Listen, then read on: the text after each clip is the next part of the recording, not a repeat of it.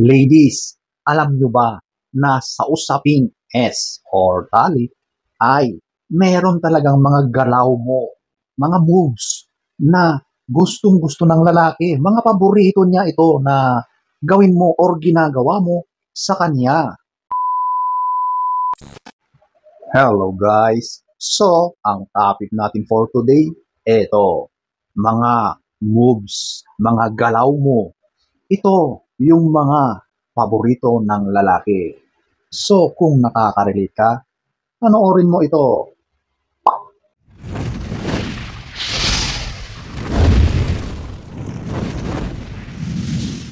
So, diretso na tayo sa number 1. Ito yung maging maharot. Okay? Alam nyo, ang pagiging maharot, okay na okay yan kapag ginagawa mo yan sa iyong minamahal. Sa partner mo, karelasyon, asawa mo, jowa mo, okay na okay yan. Pero kapag ginagawa mo yan kung kani-kanino, yun po ang nagiging masama. So ladies, kapag kayong dalawa lang ng partner mo, kapag nasa private kayong lugar, gawin mo yan. Harutin mo siya. Maging maharot ka. Okay? Alam nyo, yung mga ganyang galaw mo, ganyang mga kilos mo, ay mas lalong ginaganahan ang lalaki kapag nakikita niya ang mga ganyang mga ikinikilos mo sa harap niya. Gustong-gusto niya yan.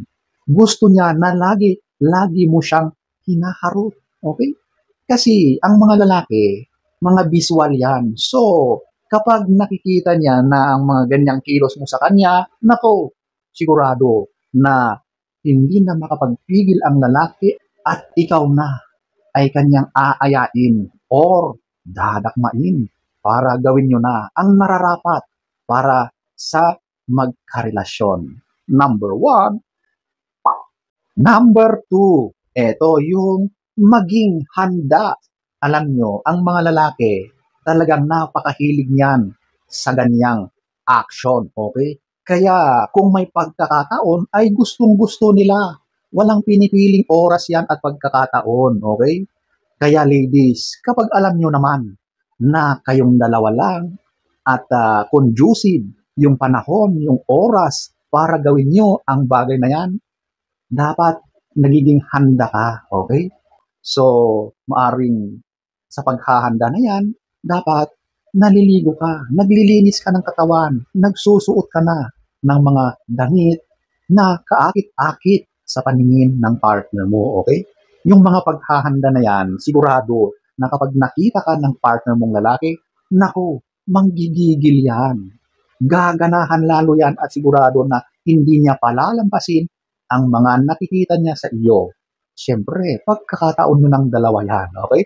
So ladies, laging maging handa. Number 2. Number 3, gusto ng lalaki na active ka. Ibig sabihin, kapag nasa akto kayo, ay dapat alam mo rin ang mga ginagawa mo. Kumbaga, meron kang pusa. Kapag alam mo na nag-aaya or nagpapahiwatig na yung lalaki, dapat gumawa ka rin ng initiative or mga kilos, mga galaw na siguradong magugustuhan ng lalaki. Ang mga ginagawa mo na yan ay siguradong papunta doon sa inaasam ng lalaki. At yun yung mismong S, okay? So ladies, dapat nagiging proactive ka, okay? Huwag na huwag mong iasa lahat sa lalaki. So tulad ng sinabi ko, proactive ka. So dapat kung ano ang ibinibigay ng lalaki sa iyo, kung gaano kanya pinapaligaya, ay ganun din ang gawin mo sa kanya. So pinapaligaya kanya, ikaw naman ay pinapasaya mo rin siya. Ibinibigay mo yung lahat, yung kakayahan mo na mapaligaya ang partner mong lalaki. Nagiging active, proactive. Number 3. Number 4, gumamit ka ng kamay. So alam nyo, ang S ay hindi lang tungkol sa yung ganon, di ba? Yung mismong pagpasok at paglabas-masok, hindi lang yun. Maraming pwedeng gawin dyan na mas nagbibigay ng kasiyahan sa inyong dalawa. So ikaw, babae, dapat ginagamit mo ang iyong mga kamay. Napaka-powerful ang ating mga kamay, mga daliri, para mas lalong gaganahan ang ating kapareha sa ginagawa natin. Okay? So yung kamay mo na yan, dapat ginagamit mo yan. Yung mga paghaplos, paghimas ng kamay mo sa balat ng iyong partner, syempre, umpisahan mo yan sa taas. Kung saan yung mga malala, mataas ang kanyang mga kiliti, doon, padadaanin mo ang inyong mga daliri. Okay, dahan-dahan lang yan. Smooth, okay? Mahina, malambot na paghimas ng inyong mga kamay, mga daliri, sa mga parte ng katawan ng inyong partner na matataas ang kiliti. Sigurado na ang lalaking partner mo ay mapapahiyaw yan. Sobrang manggigigil yan. Hindi na yan makapag-intay. Okay? So ladies, gamitin mo yan. Kung hindi ka pa sanay, sanayin mo. Matuto ka. Mag-practice ka. Ika nga, practice makes perfect. Number 4. Number 5, ito yung gamitin mo ang bibig, labi, at dila. Okay? So, alam nyo, yung mga yan ay napaka-powerful. Sobra ang dulot na kiliti, na sensation sa nararamdaman ng partner mong lalaki kapag ginamit mo yan. Okay? Alam mo ba na yung labi at yung dila, nako, sobra ang kayang gawin yan, napakarami.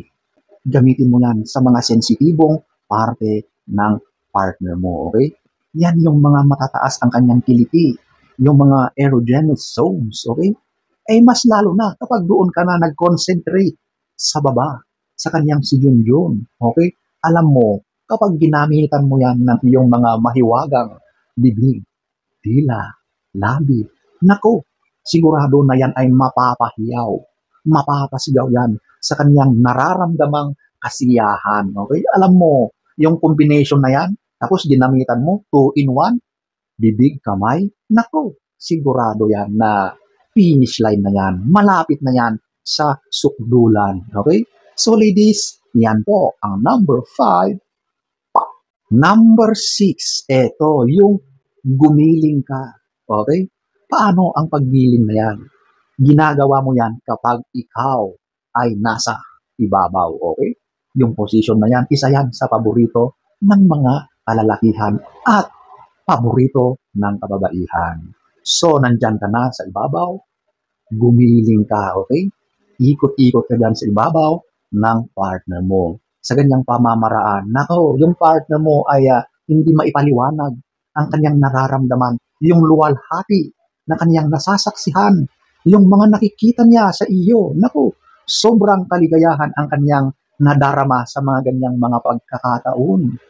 Alam niyo ladies, kapag lagi mong ginagawa yan sa partner mo, yan ay kanyang hahanap-hanapin. Okay? Maaadik yan sa ganyang ginagawa mo, promise. Yung ginagalingan mo, gumigiling ka dyan. Alam mo ba na kapag yung paggiling mo dyan, sigurado, naramdam yan yung kaloob-looban mo. Okay?